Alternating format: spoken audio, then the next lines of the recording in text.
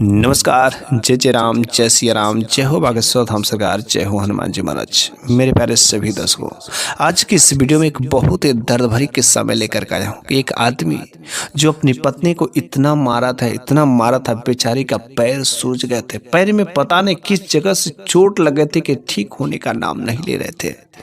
फिर उसके पैरों की हालत इतनी बढ़ गई कि वो महीना दिन तक तो झेलती रही। वो अपने पैरों पर खड़ा नहीं हो सकती। लेकिन उसकी 13 साल की छोटी सी बच्ची जब मम्मी खाना नहीं बना सकी तो उसने मम्मी से पूछ पूछ करके खाना बनाया।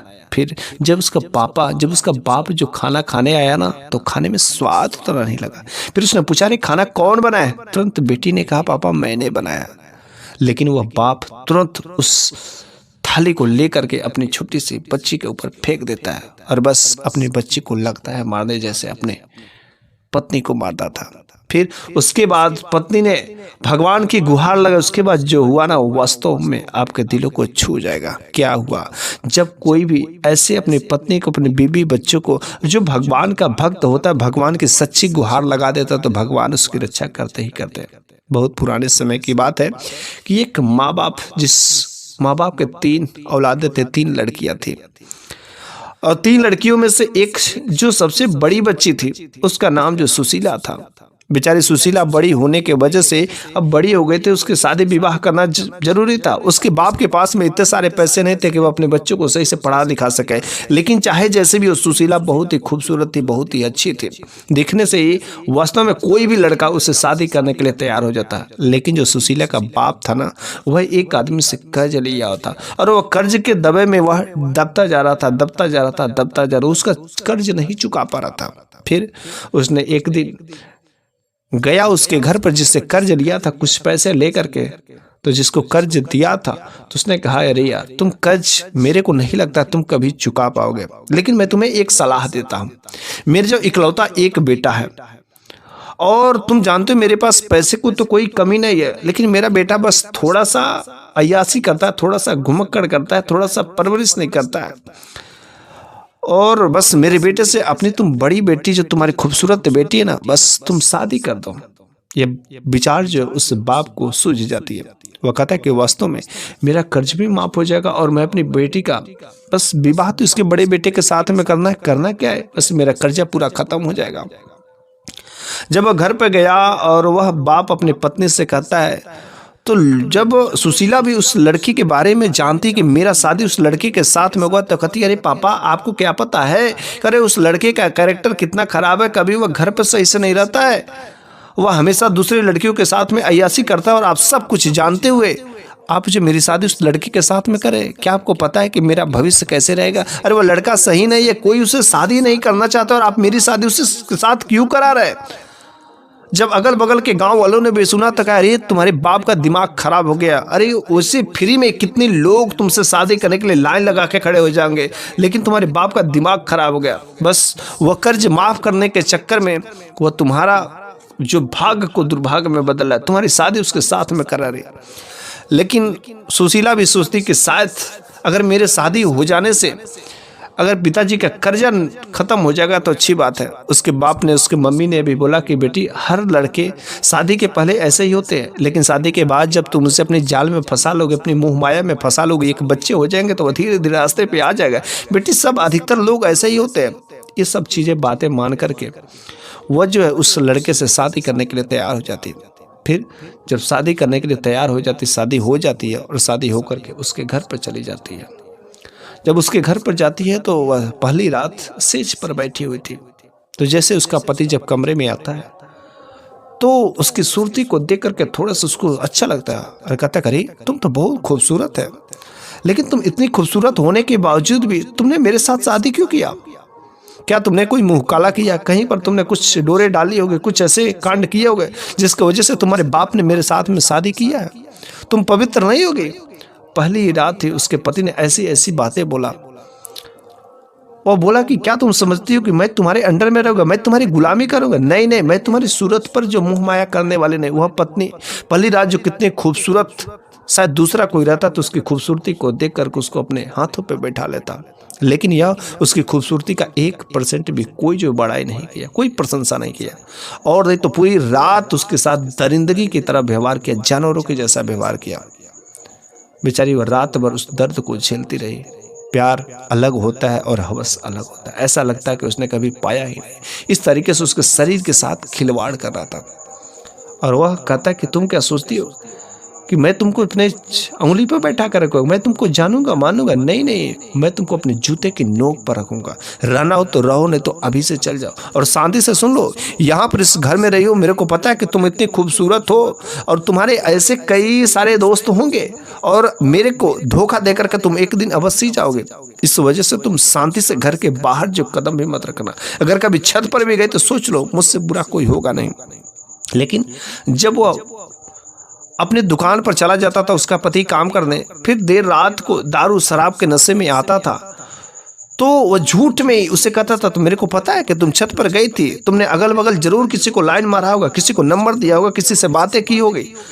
लेकिन वह कहती कि नहीं जी ऐसी बातें नहीं। और बार बार वह बिना मतलब का, कभी कभी वो उसका जवाब देती ना, सही से खाना नहीं मिलता तो वो उसकी तरफ जोर जोर से वो उसे मारने के लिए झपटता था। लेकिन उसकी जो सास थी ना, बहुत ही अच्छी थी। जब भी उसका बेटा उसको अपनी बहू को मारने के लिए जाता था ना, उसकी बहू को, तो सास जो है बहू के आगे आकर के खड़ा हो जाती थी, कहती कि खबरदार, तूने मेरी बहू को अगर एक भी झापड़ एक बार भी छूने की कोशिश की मेरे रहते हुए तो तू नहीं छू सकता। और हर बार बार बार जब भी बेचारी वह बहू घर में हर चीज दब करके रहती थी, अपने पति से डर करके सब काम समय से कर दिया करती थी, उसके बावजूद भी उसका पति कभी 1% इज्जत नहीं समझा, कभी प्यार नहीं किया। और हर बार बार जब वह माँ जो है उसको रोकने जाती थी, जब उसका बेटा उसकी बहू को मारने जाता था। और कुछ दिनों के बाद वह प्रेग्नेंट हो जाती है। प्रेग्नेंट होने के बाद वह सोचती कि शायद अब मेरा पति मेरे को जानेगा। वह बार बार फोन कॉल्स में जब अपने पापा से कहती, मम्मी से कहती कि मम्मी देखो ऐसी ऐसी हालत है, ऐसा ऐसा मेरे पतिदेव मेरे से ऐसा करते हैं, और मानो मेरे पापा ने भी ऐसा ही काम किया था। वो लड़की बेचारी सोचती है कि मेरा कर्ज जो था इतना था कि वह कर्ज के नाम पर मेरे को यहाँ पर धकेल दी। अब तो मेरे पापा की स्थिति ठीक ठाक हो गई, अच्छी हो गई है, और अब तो मेरी बाकी जो 2 बहनें हैं, ऐसा लगता है कि दोनों बहनों का जो घर भी है मुझसे तो अच्छा खासा ही हो रहा है ना, और मैं ही जो एक ऐसा लग रहा कि उस घर में अभागिन थे, मैं एक बोझ थी। पापा ने मेरे को ऐसा साथ कर दिया कि जिसकी वजह से मेरा पूरा जीवन अब बर्बाद हो जाएगा। लेकिन चाहे जैसे भी हो, एक ऐसी माँ मिली थी जो वह किसी माँ से कम नहीं थी। वह सास माँ थी, वह अपनी बेटी जैसे जानती थी। जब उसका बेटा ऐसा हरकतें करता था तो वह कहती थी कि माँ कि आपका बेटा क्या ऐसा ही करता? वह माँ कहती थी कि बेटी मैं कितनी बार इससे बोलती, हर बार बोलती कि ऐसा मत करिए चाहिए, लेकिन वह नहीं मानने वाला, नहीं मानता है। मैं करूँ तो करूँ क्या? फिर जो है जब वह गर्भवती हो गई रहती है तो उसकी सास माँ को लगता है कि शायद अब मेरा बेटा सुधर जाएगा, मेरी बच्ची अच्छा हो जाएगा। और 9 महीने के बाद डिलीवरी होती है और एक खूबसूरत सी बच्ची पैदा होती है। खूबसूरत सी बच्ची पैदा होती है, वह उस बच्ची का पालन पोषण करती है। बच्ची 5 साल की जब हो जाती है ना, तो वह अगल बगल के बच्चे स्कूल जाते हैं, लेकिन उसका जो पति था ना, अपने बच्ची का स्कूल में नामांकन नहीं करा, एडमिशन नहीं करा। वो कहता करी ये पढ़ करके क्या करेगी? पढ़ेगी तो बस मेरी जुबान लड़ाएगी, मेरी बात दोहराएगी, और नहीं तो पढ़ लेगी तो बस कलेक्टर क्या बनेगी? क्या कलेक्टर नहीं बनने वाली, कोई पढ़ाई वढ़ाई नहीं होगी, घर में रहेगी, चौका बर्तन करेगी, खाना, लेकिन घर से बाहर इसका भी कदम नहीं निकलना चाहिए। तुम दोनों माँ बेटी का अगर जो है घर से बाहर कदम रखा तो सोच लो मुझसे बुरा नहीं। और उसी समय एक ऐसा उसके साथ बुरा घटना घट जाती है कि उसकी जो सास माँ रहती है इस दुनिया से छोड़ करके चली जाती है। लेकिन उसके माँ बाप ने भी उसको ऐसे छोड़ दिया था कि कभी हाल चाल भी नहीं पूछने आते थे कि बेटी तुम कैसी हो, किस तरीके से रखता है। कभी अपने उस दामाद को बोलने की कोशिश नहीं की। और जब वह माँ भी चली जाती इस दुनिया से छोड़ करके, सास माँ चली जाती है, अब तो बेटा बिल्कुल ही निठल्ला हो जाता, कोई रोकने वाला नहीं, कोई बोलने वाला नहीं। और जब उसे जी करता कभी कुछ अच्छा बुरा हो जाता तो उसे दे मारता।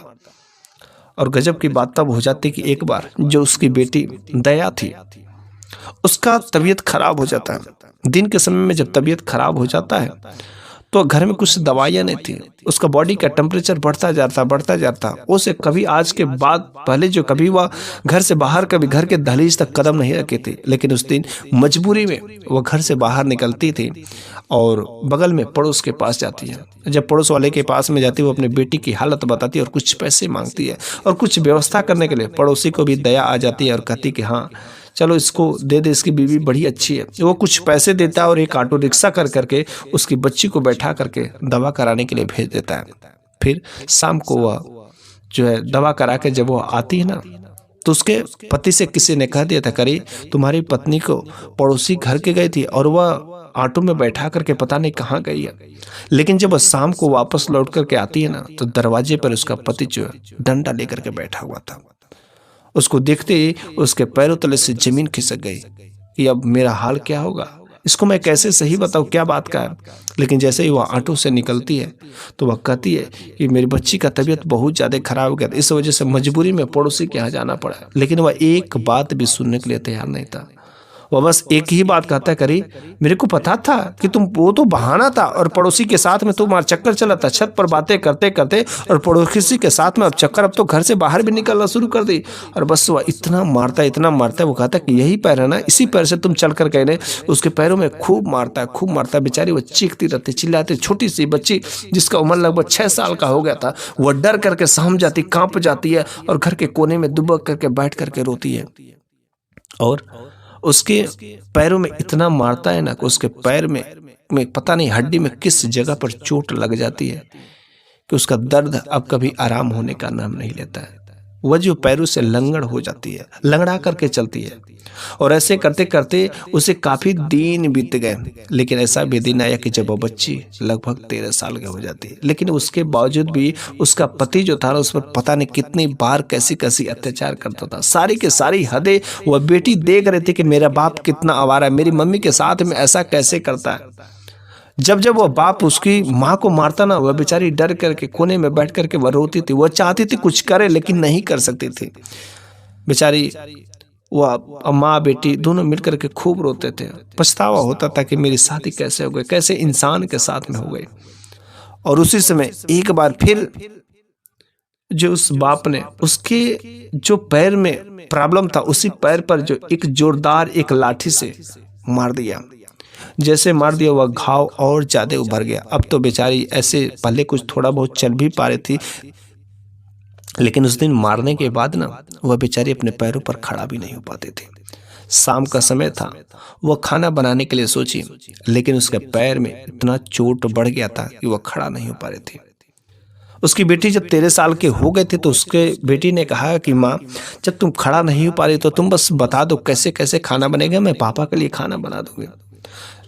उस बेटी को भी, उस माँ को भी अपने उस पति के लिए, अपने उस बाप के लिए चिंता थी। लेकिन एक बार भी बाप को दया नहीं आती थी कि मेरी पत्नी के पैरों में इतना दर्द है, कभी मैं उसको दवा कराने ले चलूं। मैंने ही तो मारा है तो इलाज भी तो कर, कभी भी इलाज नहीं किया। बेचारी वह अकेले घर में कुछ तेल गरम करके, कभी मालिश करके, तो कभी कुछ जड़ी बूटी कुछ ऐसे इस्तेमाल करके बेचारी वह घर में रहती थी। लेकिन कभी उसके पति ने इलाज नहीं कराया। लेकिन अब तो दर्द बहुत ज़्यादा हो गया था, वह अपने पैरों पर खड़ा नहीं हो सकती थी, ऐसा उसका हालत हो गया था।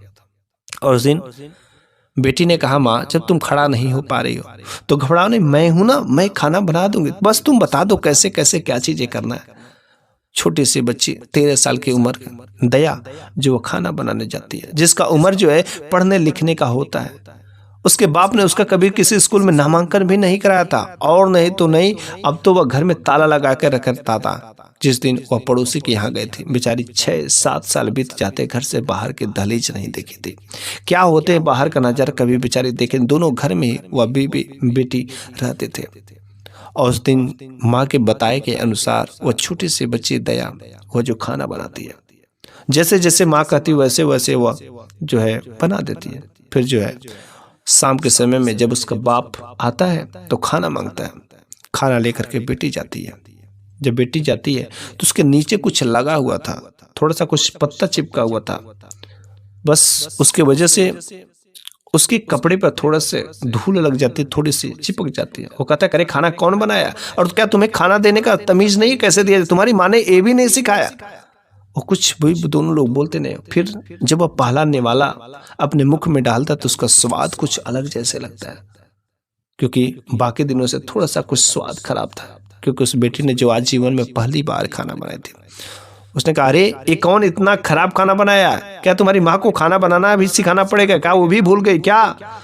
उस बेटी ने कहा नहीं पापा, अब मम्मी ने नहीं खाना बनाया, मम्मी जो अपने पैरों पे नहीं खड़ा हो सकती है, इस वजह से पापा मैंने खाना बनाया। वो कहता क्या तुम खाना बनाई हो? अरे तुम्हारी मम्मी का पैर टूट गया क्या? अरे बहानेबाज कर रही है, नखड़ेबाजी कर रही है, सब ये ड्रामा इसका, जानबूझकर के खाना नहीं बनाई और तुमको खाना बनाने के लिए सिखा रही। वो तुरंत इतना गुस्सा होता है कि वह जो खाना अपनी बेटी के मुख पर फेंक देता है, और मुख पर फेंकने के बाद तुरंत वो तो बिल्कुल ही निर्दयी बन गया था, मारते मारते उसके हाथ खुल गए थे, और वही हाथ फिर से एक डंडा उठाया और अपनी बेटी को ही खूब मारने लगा। कहता कि यही जुबान है, यही बोलता है ये सब। जैसे ही धर्मार्थ या माँ जो अपनी बेटी को बचाना चाहती थी, उसके आंखों से आंसू छपक रहे थे, बार बार कहते रहे मेरी बेटी को मत मारो, मेरी बेटी को मत मारो, लेकिन वो अपने पैरों से चल नहीं पा रही थी, वो अपने खड़ा होकर के नहीं जाती, लेकिन वह बहुत मजबूरी में वह तुरंत वहां से चलने की कोशिश करती है, लेकिन इतना पैरों से में उसका चोट था, वह चल नहीं पाती, बेचारी वह गिर जाती है, जमीन पर गिर जाती है, वह अपनी बेटी बेटी बुलाती रहती है, लेकिन उसका बाप उस बेटी को मारता रहता। बस उसके पास जब कोई ऑप्शन नहीं देखते तो बस भगवान का एक ऐसा मार्गदर्शन, जो विपत्ति के समय में वह सच्चे दिल से भगवान को बुलाती है, भगवान अरे क्या ऐसा क्यों मेरे साथ में ऐसा हो रहा है? अरे इससे अच्छा है कि हम दोनों माँ बेटी को इस जीवन से ही खत्म कर दो, मेरे को प्राण ही हर लो, नहीं चाहिए ऐसी जिंदगी। अरे कम से कम तुम्हारी भक्ति भाव तो करते, तुम पर तो भरोसा है, और आज मेरी बेटी को बचा लो भगवान।